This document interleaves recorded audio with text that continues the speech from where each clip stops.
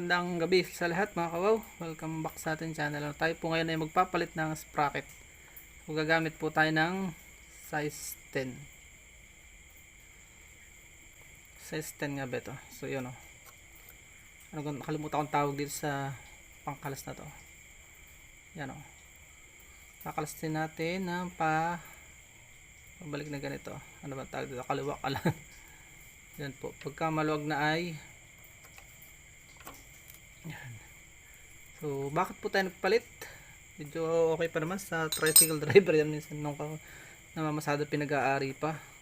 Sapagkat lagapakan para laging ilalagay natin dito sa ibabaw. Para laging aksidente, para mapuputol. So, dahil nga po ang lingkod ay Project Development Officer 2 DAS Municipal Link ay lagi natawid sa ilog. So, gagamit po tayo ng long nose. Ito po yung pinaka-lock, ano niya yon. Iikot natin ng papaganon. Yun. Tapos tago lang natin dito. Ito naman ay hilahin natin ng papaganon. Yan o.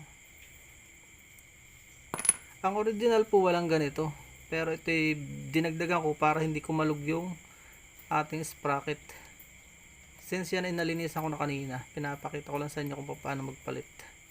Ay hindi na po natin siya gagalawin. Nabili lang po ako. Dapat pag nagpapalit po tayo, kung kadena lang papalitan natin, dapat ay palitan din natin ito. Pero ideally kung may pera ka ay isang set ito. Yan, nakita nyo.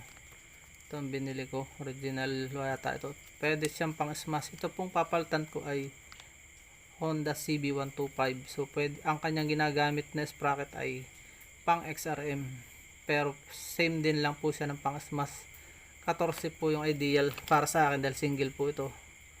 So igaganyan po. Ang pagpapalit po ay dapat ito ang nasa loob, itong may tatak na nasa labas. Okay lang naman magkabaligtad niya, kaya lang siyempre para makita mo kung anong size ng iyong itama nyo lang po doon sa dyan sa kanyang gear.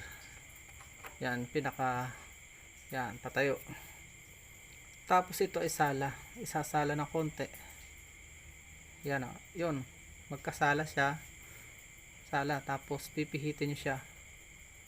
Op, feeling expert tayo.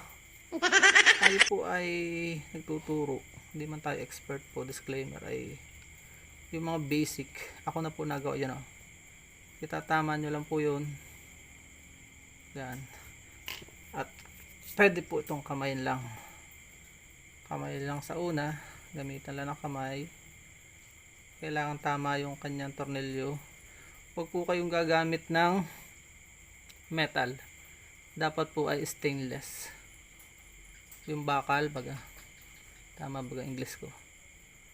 Metal din naman yun eh, metal bus. Stainless po bakit stainless? Para maiwasan po natin ang kalawang. So pag hindi po pumapasok ay sala yon, sala ang thread.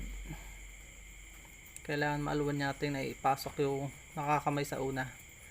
Tapos atin pong ipahihigpitan. Dapat po ito nakakambyo. Kakambyo natin para hindi siya gumalaw. Atin po siyang hihigpitan ng sakto lang. Dapat sakto lang. Huwag yung masyadong mahigpit, masyadong. Pero dito dapat pag hindi na nagalaw, ayun na yun. Hop. Tayo lang. Yan. Hop. Ganyan lang po yan, pakabig. Pakanan, no? Tama, pakanan nga. Yan. Kasama naman yung sobrang higpit. Yun, no?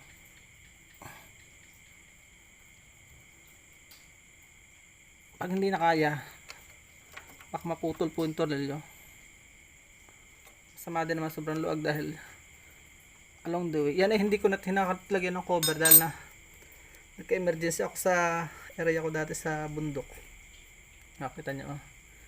Nagalaw siya pero hindi mo siya mahihila. Makalug na, no? Haros na talaga yung ano din, oh. Pero hindi siya mahuhugot. Nagalaw po yan.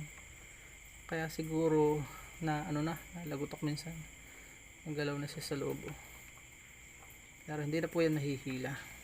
So magpapalit na po ako ngayon ng kadena. May tutorial na rin naman po ako sa kadena. Pinakita ko lang po ito sa inyo para kumpleto ang ating vlog. Tanggalan ko muna ito, lilinisan ko, hindi ko agad linisan, ano. Kailangan malinisan muna yung mga panayon. Yun, oh, para hindi siya maka-apekto sa quality ng ating kadena. Yun lang po, maraming salamat po, may natutunan po tayo. Maraming salamat sa inyo pagsubaybay.